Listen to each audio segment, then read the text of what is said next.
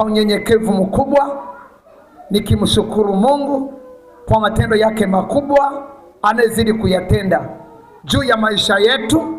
Jameni, Bwana Yesu apewe sifa. Unapoona umetoka wiki hii na kuingia katika wiki nyingine, bado ukiwa hai, ukiwa na miguu yako miwili, ukiwa na mikono yako miwili, ukiwa na macho yako mawili, bado ukiwa na akili zako timamu, ni jambo la kumshukuru Mungu wa mbinguni. Jameni, amina. Ukija kufanya research katika wiki hii, katika nchi yetu hii au katika mkoa wetu, ni wengi waliokufa, ni wengi walioaga dunia, ni wengi waliopata ajali, ni wengi walio katika miguu.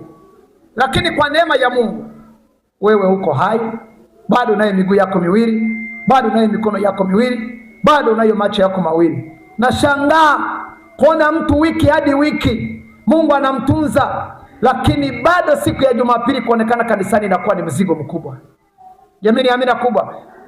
Kuonekana kanisani inakuwa ni mzigo mkubwa. Na leo nataka nitoe wito, watu wa Mungu, tunapobarikiwa sio chanzo cha kukosa adabu ya kuingia kanisani. Jamani, amina.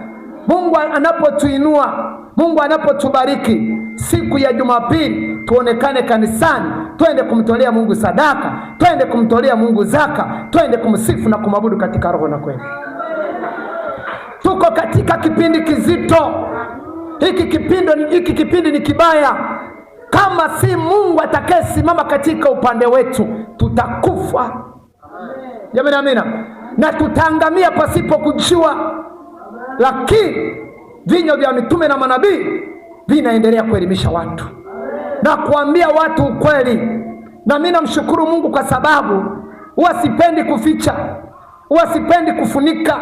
Mimi napenda nikwambia ule ukweli, ili siku ya mwisho uhukumiwe ukiwa umekwisha ambiwa ule ukweli.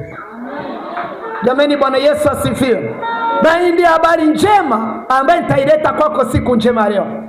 Saa 12 nafikiri nilikuwa kwenye kipindi, nilikuwa naongea masuala kama haya, kwamba siku ya Jumapili ni siku ya kwenda kanisani kumtukuza Bwana. Si kumtukuza nabii wala mchungaji wala shemasi wala nani. Sote tunaunganika kwa pamoja kwa ajili ya kumtukuza Muumba wetu. Sema amina kubwa. Mikono yako iinuliwe sasa na makofi yako yamwendee Baba yetu wa mbinguni. Mpe Yesu makofi. Sema amina. Biblia inasema hivi, wakati tulipokuwa watoto wadogo, sema amina kubwa, Bwana alitoa mifano. Akachukua kitoto kidogo, akakiweka mbele, akasema kila atakaye kuwa kama huyu mtoto ataurithi ufalme wa mbinguni. Lakini tulipokuwa watoto tulikuwa na adabu. Tulipokuwa wachanga tulikuwa na adabu. Hakuna mtu aliyekuwa na kuzuia kwenda kanisani, wala fedha hazikukataza kwenda kanisani, wala vitu vya dunia havikukataza kwenda kanisani. Lakini baada ya kukua, ukawa na akili ikaongezeka, ukajua kutafuta fedha, ukajua kutafuta magari, hivyo vitu vimekupiga kiburi mpaka unakataa kuingia kanisani. Saa inakuja utataka kwenda, saa itakuwa imekwisha. Muda ni sasa na muda ni leo. Roho Mtakatifu ni wa sasa, na wakubadilika ni wa sasa, na wakujua Mungu ni wa sasa, na wakutambua kwenda kanisani ni sasa.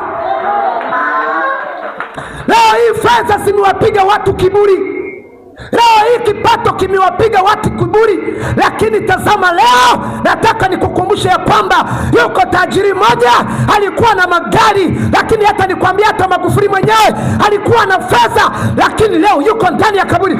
Hakuna gari lolote walilomzika nalo, hakuna fedha yoyote walilomzika nayo. Nataka niwaambie, roho ya mwanadamu inataka kujifanya ya kwamba imerizika. Hatujarizika. Huwa na magari hujarizika, huwa na fedha hujarizika. Kaburi limekusubiri. Kaburi limekusubiri. Leo mtu anakuwa na vifedha vyake, ukimwambia habari za kanisa anasema wewe mjinga, mpumbavu. Sema amina kubwa. Ndio, lazima ukubali kwamba wewe ni mjinga, ni mpumbavu. Kwa sababu Mhubiri akasema hata sisi walokole tunapokuwa duniani tunaonekana kama washamba, tunaonekana kama vile ambao hawaeleweki.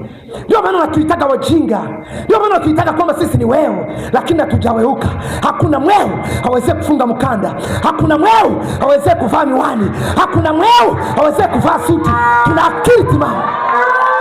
Lakini nataka nikwambie leo ya kwamba ukitaka kujua janja ya samaki, nataka nikwambie ielekeze katika ziwa. Lakini ikiwa katika nchi kavu, samaki anaonekana kuwa ni mzuzu, samaki anaonekana kuwa ni mshamba. Lakini ukitaka kujua janja ya samaki, ielekeze katika kwenye maji, tuone kama utaipata. Nataka nikwambie, acha wakati ufike. Wakati ukifika, tukaingia katika ufalme, watu wanaotuita wajinga watatuona siku hiyo, tutakuwa ni watu wenye haki.